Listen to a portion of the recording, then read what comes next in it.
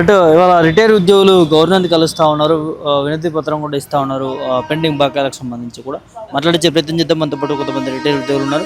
సరే, ఎట్లా చూస్తారు? ప్రభుత్వం బకాయిలు చెల్లించట్లేదు అంటున్నారు. ఒకవైపు దాని మీద సానుకూలంగానే ఉన్నామని ప్రభుత్వం చెప్తా ఉంది. మాకు మా డబ్బులు మాకు ఇవ్వమంటున్నాం సార్.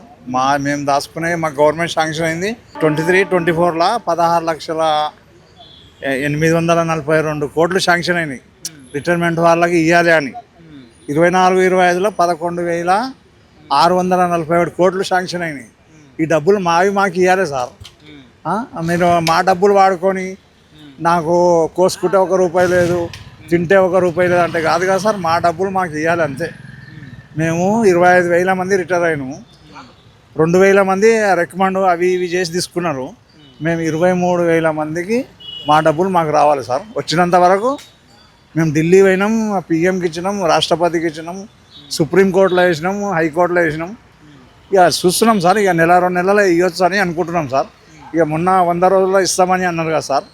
100 రోజులు కాదు, ఒక నెల రోజుల్లో ఇవ్వాలి సార్ మాకు. మేము ఇప్పుడు 23 ఏప్రిల్ నుంచి రిటైర్ అయిన వాళ్ళు ఉన్నాము.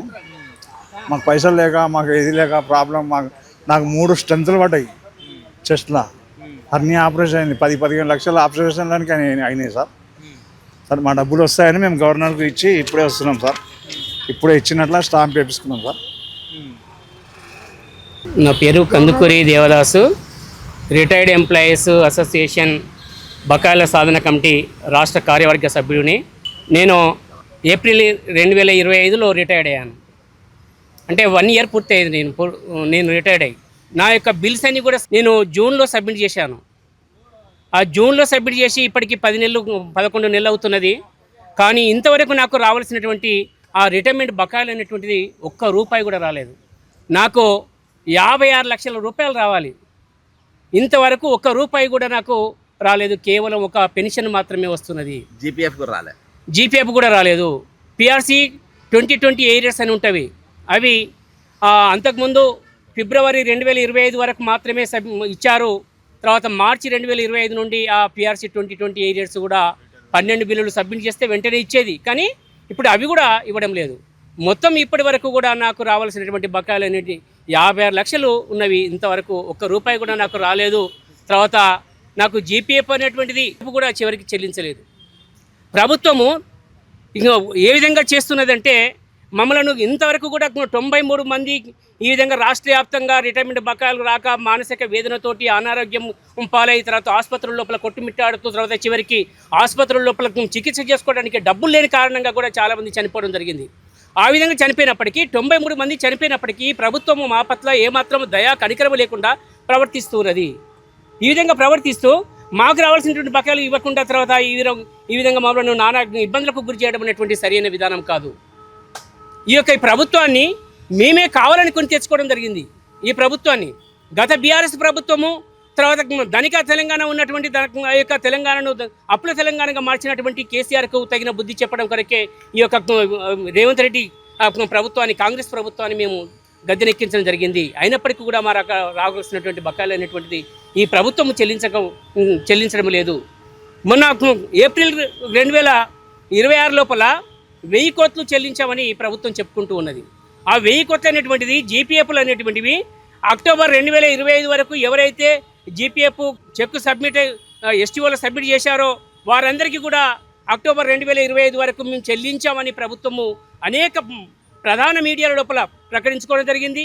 ప్రధాన వార్తాపత్రికల లోపల, ప్రింట్ మీడియా, ఎలక్ట్రానిక్ లోపల కూడా ప్రకటించుకోవడం జరిగింది. కానీ మాకు ఎవరికి కూడా ఇంతవరకు ఆ బకాయిలు అనేటువంటిది అక్టోబర్ 2025 వరకు జీపీఎఫ్ అనేటువంటిది రాలేదు.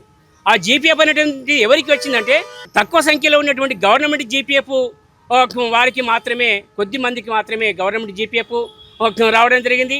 అదేవిధంగా దాదాపు పోలీస్ డిపార్ట్మెంట్లో ఉన్నటువంటి వాళ్ళందరికీ కూడా అంటే గవర్నమెంట్ జీపీఎఫ్ ఉంటుంది, వాళ్ళకి కూడా రావడం జరిగింది. కానీ టీచర్స్ తర్వాత మిగతా ఉద్యోగులందరికీ కూడా పంచాయతీరాజ్ డిపార్ట్మెంట్ కాబట్టి వాళ్ళకు జిల్లా పరిషత్ జీపీఎఫ్ ఉంటుంది. కాబట్టి ఆ జిల్లా పరిషత్లో ఉండేటువంటి వారికి అక్టోబర్ 2025 వరకు ఎవరికి కూడా ఆ రిటైర్మెంట్ బకాయినటువంటి జీపీఎఫ్ అనేటువంటిది రాలేదు. ప్రభుత్వము కావాలని తప్పుడు ప్రచారం చేసుకుంటూ వస్తున్నది. ఈ విధంగా 1000 కోట్ల లోపల మాకు ఎవరికి కూడా దాదాపుగా కొద్ది మందికి మాత్రం ఇచ్చిన దాంట్లో దాదాపుగా 100-150 కోట్లు మాత్రమే ఇవ్వడం జరిగింది. మిగతా అన్నీ కూడా కాంట్రాక్టర్లకు, తర్వాత సర్వీస్లో ఉన్నటువంటి ఉద్యోగులకు మాత్రమే రావడం జరిగింది. కాంట్రాక్టర్లకు ఇచ్చినట్లయితే వారికి కమిషన్ వస్తుంది కాబట్టి వారికి అందుకొరకే వాళ్ళకి ముందు చెల్లిస్తూ వస్తున్నారు. కానీ ఈ విధంగా ప్రభుత్వము ఈరోజు మే 2వ తారీఖున ఉద్యోగులకు, ఉపాధ్యాయులతో 206 సంఘాలతోటి చర్చలు జరిపి 4 హామీలు అనేటువంటిది ఇచ్చింది.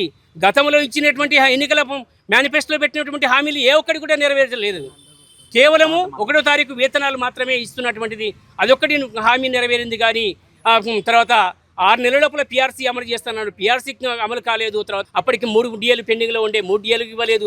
ఇప్పటికి 5 డిఏలు పెండింగ్లో ఉన్నవి, 5 డిఏలు ఇవ్వలేదు. తర్వాత ఉద్యోగ ఉపాధ్యాయులకు తర్వాత నగదు రహిత హెల్త్ కార్డులు అనేటువంటి ఇస్తున్నారు. ఆ నగదు రహిత హెల్త్ కార్డులు ఇవ్వలేదు. ఈ విధంగా పెండింగ్ బకాయిలైనటువంటి 15 రోజుల లోపల నేను సప్లిమెంటరీ బిల్స్ అనేకుండా పాస్ చేస్తానని చెప్పారు. ఇప్పటికి 2 సంవత్సరాలు అనేది మేము రిటైర్డ్ అయ్యి మా రిటైర్మెంట్ బకాయిలు అనేటువంటిది ఇప్పటికి కూడా రాకుండా తర్వాత మీరు ఈ విధంగా మీరు 4 హామీలు ఇచ్చారు.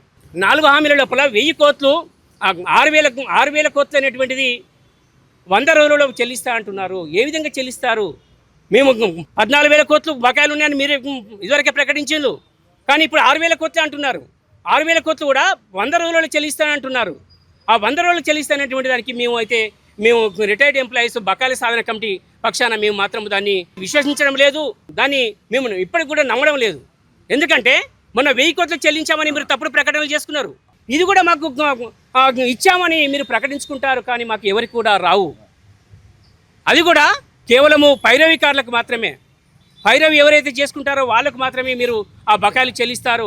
తర్వాత మీరు ఇచ్చేటువంటి 206 ఆ సంఘాల లోపల ఆ రిటైర్మెంటు బకాయిల సాధన కమిటీ బాధ్యతలైతే ఎవరైతే ఉన్నారో మమ్మలను మీరు దాని లోపల భాగస్వాములుగా చేర్చుకొని మాతో చర్చలు జరిపి మీరు మొదటనే అన్నారు 6,000 కోట్లు ఇస్తాను మీరు పంచుకోండి అన్నారు. పంచుకోవడం ఏంటి? మాకు రావాల్సినటువంటి బకాయిలే కదా, మేము దాచుకున్న డబ్బులే కదా, మాకు మీరు ఉచితంగా ఇవ్వడం లేదు. ఉచితంగా ఇచ్చేటువంటి కాదు కదా. తర్వాత 6,000 కోట్లు అనేటువంటి మీరు పంచుకోండి అనడం సరైన విధానం కాదు ముఖ్యమంత్రి గారు.